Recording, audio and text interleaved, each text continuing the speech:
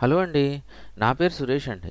ఈరోజు మన దగ్గర ఉన్న డేటా సెట్‌లో కాలమ్ నేమ్ ఎలా చేంజ్ చేయొచ్చు అన్న విషయాన్ని గురించి తెలుసుకుందాం అండి. అసలు కాలమ్ నేమ్‌ని ఎందుకు చేంజ్ చేయాలి అనే ఆలోచనకొస్తే, కాలమ్ నేమ్స్ అనేవి కొన్ని డేటా సెట్స్‌లో పెద్ద పెద్ద నేమ్స్ ఉంటాయండి. అంటే కొంచెం లెంతీగా ఉంటాయన్నమాట.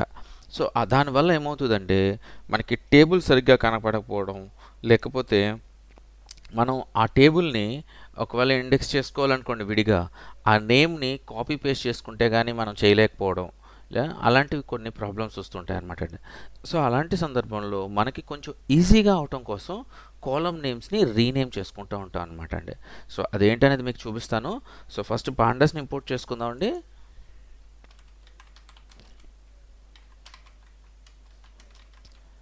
సో, పాండాస్‌ని ఇంపోర్ట్ చేసుకున్నాను. సో, కాలమ్ నేమ్స్‌ని రీనేమ్ చేయడానికి మనకి డేటా సెట్ కావాలి. సో, అది కూడా ఒకటి రెడీ చేసి పెట్టానండి. సో, మనం ఆల్రెడీ ఇంతకుముందు క్లాస్‌లో వాడిన అదే డేటా సెట్‌ని మళ్ళీ యూజ్ చేద్దామండి. ఓకే అండి. So, pd.read_csv okay. ఈ డేటా సెట్‌ని యూజ్ చేద్దామండి.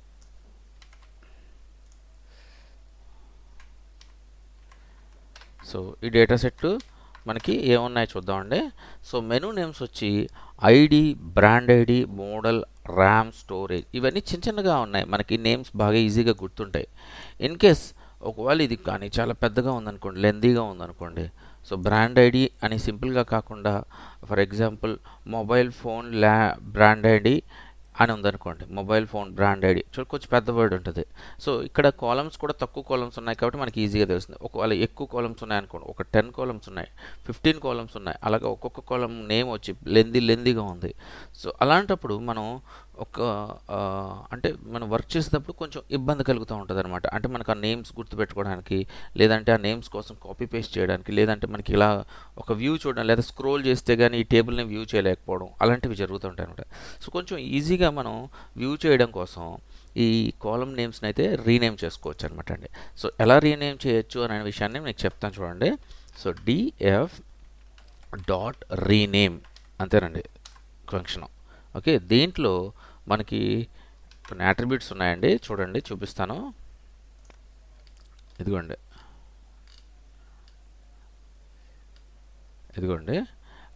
చూడండి, కాలమ్స్ అని ఒకటి ఉంది ఇక్కడ. ఈ కాలమ్స్ అనే దాన్ని యూజ్ చేసి మనం ఓకే చూడండి, కాలమ్స్ అనే దాన్ని యూజ్ చేసి ఈక్వల్ టు కర్లీ బ్రాకెట్స్లో ప్రతి కాలం యొక్క నేమ్ని మనం ఎలా అనుకుంటున్నాం అన్న విషయాన్ని ఫస్ట్ డిఫైన్ చేయాలన్నమాట అండి. అంటే ఏంటంటే అండి, ఫస్ట్ బ్రాండ్ ఐడి తీసుకుందాం అనుకోండి. So brand ID _ID. ఇప్పుడు ఈ ఐడి ఎలా ఉండాలనుకుంటున్నాము, సో ఐడి ఎలా ఉండాలి అనుకుంటున్నాము అని చెప్పే ముందు బ్రాండ్ ఐడి ఇచ్చిన తర్వాత ఒక కోలన్ ఇవ్వాలండి. సో కోలన్ తర్వాత అది ఎలా ఉండాలి అని కోరుకున్నాం. సో బ్రాండ్ ఐడి కాబట్టి బి అనుకుందాం కాసేపు ఏమండి. తర్వాత నెక్స్ట్ కాలం కూడా తీసుకుందాం. మల్టిపుల్ కాలమ్స్ చేసుకోవచ్చు, ఒకటే కాదు. మనం ఎన్ని కాలమ్స్ కావాలంటే అన్ని కాలమ్స్ చేసుకోవచ్చు, లేదు ఒకటే కావాలంటే ఒకటే చేసుకోవచ్చు. ఓకే, సో బ్రాండ్ ఐడికి బి అని పెడతాం, మాడిఫై చేద్దామండి. ఓకే, సో అలాగే మోడల్ ఉంది. సో మోడల్కి ఎం అని మోడిఫై చేద్దాం, :ఎం. ఓకే, సో మళ్ళీ కామా పెట్టాను. సో ర్యామ్ని ఆర్ అని మాడిఫై చేద్దామండి, RAM ర్యామ్ ఆర్. ఓకే అండి. సో అలాగే ప్రైజ్ని, స్టోరేజ్ని కూడా ఎస్ అని చేద్దాము.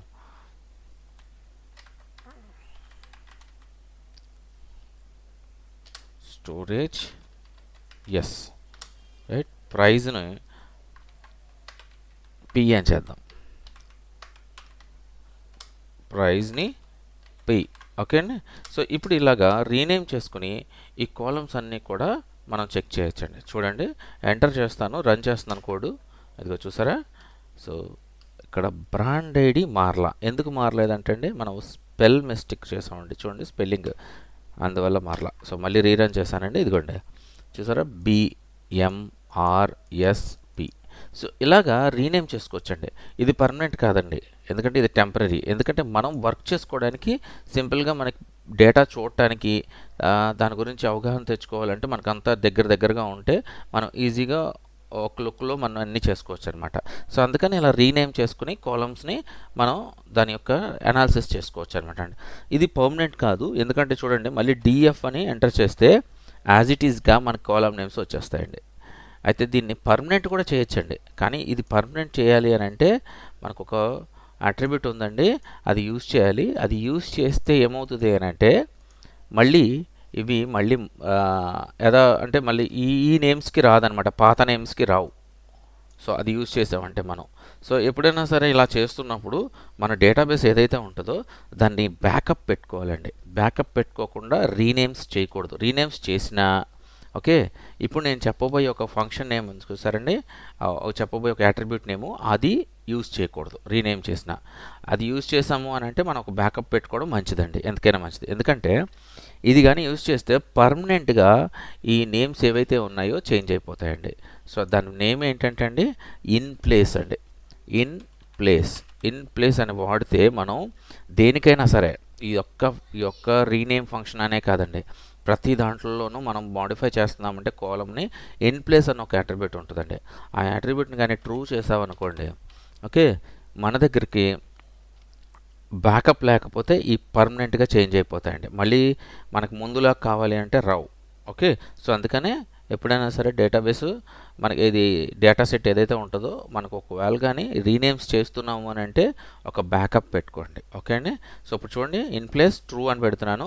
సో ఇన్ ప్లేస్ ట్రూ అని పెట్టిన తర్వాత ఇప్పుడు డిఎఫ్ చూడండి రన్ చేస్తాను, ఇదిగోండి పర్మనెంట్గా చేంజ్ అయిపోయింది డిఎఫ్. ఇంతకుముందు మనం డిఎఫ్ చేసినప్పుడు ఏం జరిగిందండి, మోడల్ అని ర్యామ్ అని స్టోరేజ్ అని చెప్పేసి ప్రైస్ అని వచ్చినాయి, బ్రాండ్ ఐడి కూడా వచ్చింది.